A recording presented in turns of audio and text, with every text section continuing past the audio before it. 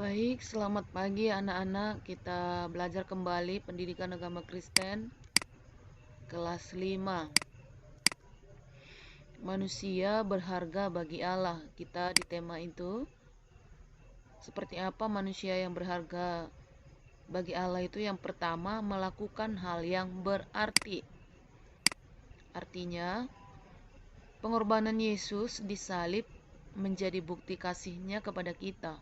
Tuhan menebus dan melunasi dosa kita. Karena itu, muliakanlah Allah dengan tubuh kita. 1 Korintus.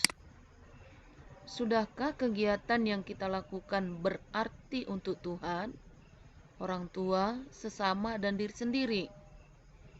Seringkali kita melakukan hal yang tidak berarti, seperti malas, marah, mengejek, egois, suka jajan, dan lain-lain. Jadi, kita harus belajar melakukan hal yang berarti. Jangan lagi yang tidak berarti ini. Karena kita adalah manusia yang berharga bagi Tuhan. Yang kedua, hati yang baru. Manusia diberikan Allah hati yang baru. 1 Petrus 1, 2, 3. Ini ada kelanjutannya di depan. Dilahirkan oleh firman Allah yang hidup dan kekal. Demikianlah kita telah dilahirkan kembali oleh kebangkitan Tuhan Yesus Kristus dari antara orang mati, agar kita menerima hidup kekal. Artinya di sini, kalau kita sudah percaya kepada Yesus, kita dilahirkan oleh firman Allah, karena kita hidup seturut firman Allah yang kekal itu. Dan kita dilahirkan oleh kebangkitan Yesus. Kalau Yesus tidak bangkit, dosa-dosa kita tidak akan ditebus. Tidak ada penebus, tapi lewat kematian Yesus, dosa kita sudah dikalahkan atau ditanggung oleh Yesus dan diampuni oleh Tuhan Yesus. Sebagai anak Tuhan, kita harus hidup dalam pertobatan. Dari yang tadinya penuh dosa, iri, dengki, dendam, egois, dan lain-lain, menjadi manusia yang baru, seperti penuh kasih, hidup sesuai firman. Nah, perubahan itu harus tampak di mana saja kita berada. Di rumah, di sekolah, di gereja, dan bermain. Jangan hanya di rumah menjadi anak baik, di luar jadi anak tidak baik, di sekolah baik, di rumah tidak. Jangan, harus dimanapun menjadi anak yang baik. Yang ketiga, hidup di dalam kasih. Mazmur 17 mengatakan bahwa kita ini biji mata Allah yang senantiasa dilindungi oleh Allah. Setiap orang percaya selalu dilindungi Allah sebagai milik kesayangannya. Jadi ingat, kita ini milik kesayangannya Allah. Hiduplah di dalam kasih. Mazmur 105 dikatakan bahwa Tuhan mengelilingi, mengawasi, menjaga kehidupan kita. Itu sebabnya dikatakan seperti biji mata mengawas. Yang mengawasi, yang melihat berkeliling dan mengawasi itu adalah mata. Tuhan tak membiarkan siapapun menjamah kita tanpa seizin Tuhan. Zakaria 2, demikian Tuhan peduli dan menjaga kita. Kalau Tuhan peduli menjaga kita, mari kita hidup, belajar mengasihi sama seperti Tuhan mengasihi. Yang ketiga, selalu bersyukur. Matius 10 dikatakan kita tidak boleh khawatir, takut, cemas. Karena apa?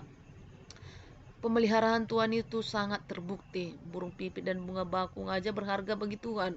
Apalagi kita sebagai ciptaan Allah yang segambar dengan dirinya. Lalu yang kelima, memiliki pengharapan. Tidak putus asa, tidak gampang kecewa. Tuhan menciptakan kita dengan rencana yang indah. Yeremia 29:11. Rancangan damai sejahtera, bukan rancangan kecelakaan, dan memberikan hari depan yang penuh harapan. Itu di dalam Yeremia. Jadi mari tunjukkan dalam hidup sehari-hari bahwa kamu itu berharga bagi sesama orang tua dengan cara menghormati orang tua, taat, dan melakukan nasihat orang tua. Dapatkah kamu menjadi kebanggaan semua orang? Tunjukkan. Ya. Penjelasan Alkitab Kejadian 1, kita ini diciptakan dari debu tanah, dibentuk dengan serupa dan segambar dengan Allah. Bukan serupa di sini wajah, tapi maksudnya adalah kita memiliki sifat-sifat Allah, yaitu kasih, sabar, sukacita, dan lain-lain. Itulah artinya. Oleh karena itu, janganlah sia-siakan hidupmu. Hargai dirimu dengan melakukan perbuatan-perbuatan yang sesuai dengan firman Tuhan. Menghargai orang lain karena mereka juga ciptaan Tuhan. yang berharga. Ya, kita belajar sedikit dari si Paulus yang tadinya orang jahat menjadi orang baik. Tapi ada orang jahat, dia tidak suka orang Kristen. Namanya adalah Saulus, dia tidak percaya Tuhan Yesus. Saulus ingin mencari dan menangkap semua orang Kristen laki-laki dan perempuan. Suatu hari ketika Saulus pergi ke kota Damsyik, ada sinar terang muncul dan dia rebah ke tanah. Ada suara bertanya, "Saulus, Saulus, mengapakah engkau menganiaya aku?"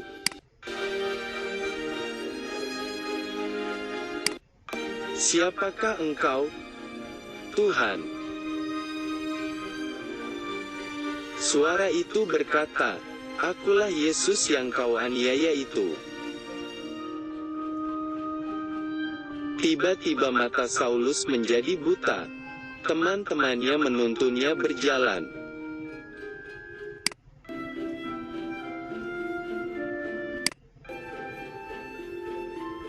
Lalu ada selaput yang jatuh dari matanya. Dan kemudian Ananias Saulus tinggal bersama murid-murid Tuhan Yesus untuk berdoa dan belajar firman Sampai Tuhan. di sini anak-anak. Tuhan memberkati bagaimana Paulus yang tadinya orang berdosa, dia jadi belajar firman Tuhan dan berdoa kepada Tuhan menjadi hamba Tuhan. Tuhan memberkati.